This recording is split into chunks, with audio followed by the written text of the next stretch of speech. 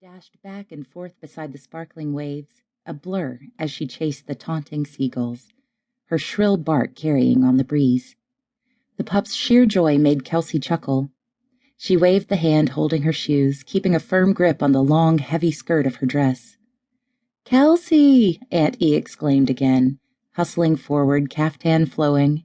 She engulfed Kelsey in her yellow floral-printed chiffon arms. "Aren't you just a sight for sore eyes?" "It's good to see you, too." A lump lodged in Kelsey's throat, and she hugged as good as she got. Though her aunt and her pals added to her trepidation because of their meddlesome matchmaking ways, her spirits lifted.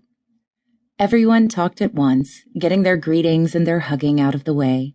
Millie raced between her feet, and Kelsey picked up the curly-haired mass of wriggling pooch, giving her a hug.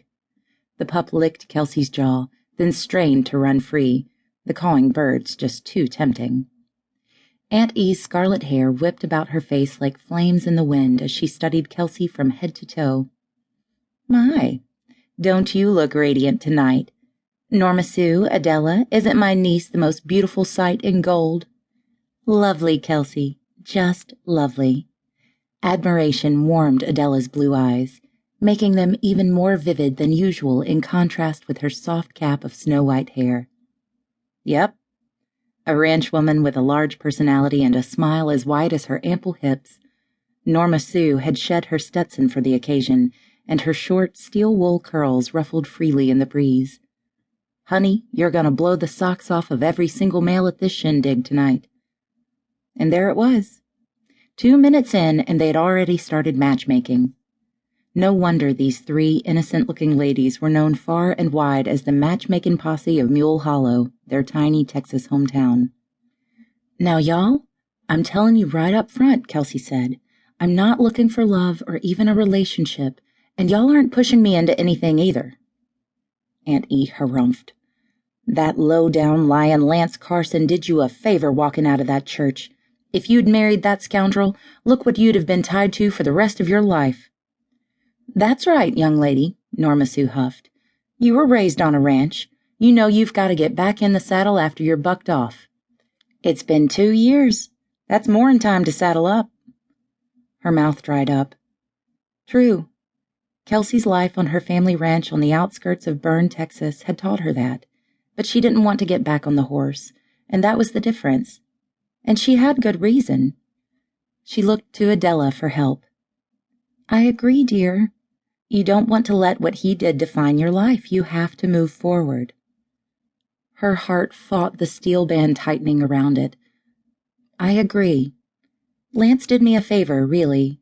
If we had married, I never would have found my calling here in Corpus Christi. I love my life." It was true. She'd traded in her boots for flip-flops and a bistro by the beach 2 years ago. She was doing fine. Fine. Enjoying herself and running a business that allowed her a laid-back way of life, with good friends and lots of happy customers. Of course, after what Lance had done, she had been hurt, embarrassed, and madder than, well, let's just say she'd been one hot Texas cowgirl. But that was then. She was no longer a cowgirl. She was a surfer girl. Okay, so she didn't surf. But she did have an array of flip-flops fit for every occasion. She made the best coffee in the city, the best pastries and sandwiches, too, and her soups were to die for. Customers' words, not her own.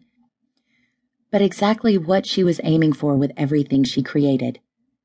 Making her customers happy made her happy. Her life was fantastic. It was. Sure, she'd love to drum up a little more business, maybe get some catering jobs so her employees could pull in some extra income for themselves, but that would come. It would. Looking at the 3 expectant faces of the matchmakers, her pulse stuttered and her stomach knotted. They were going to be on her like syrup on a hot pancake tonight. To them, a single woman needed a man. End of story. Kelsey was having none of it, though. And she was about to say so when Millie zipped past them, heading toward the water, and dove for a low-flying seagull. Was she a pup or a bird? Millie landed on the receding wave, her fur splayed out like a mop as she floated. Yipping and barking, she began paddling